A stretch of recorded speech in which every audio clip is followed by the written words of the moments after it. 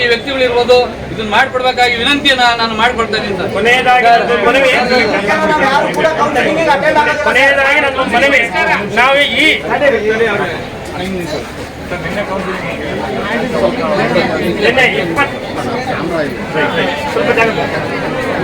ದಯಮಾಡಿ ಶಿವಮೊಗ್ಗ ಜಿಲ್ಲೆಯಿಂದ ಇಡೀ ರಾಜ್ಯದಾದ್ಯಂತ ನಿನ್ನೆಯಿಂದ ಕೌನ್ಸಿಲಿಂಗ್ ಪ್ರಕ್ರಿಯೆ ಏನ್ ನಡೀತಾ ಇದೆ ಅದು ಅವೈಜ್ಞಾನಿಕ. ಅದು PhD ಶಿಕ್ಷಕರು ಇಡೀ ರಾಜ್ಯದ 1,20,000 ಶಿಕ್ಷಕರಿಗೆ ಮಾಡ್ತಿರುವಂತಹ ಘೋರ ಅನ್ಯಾಯ.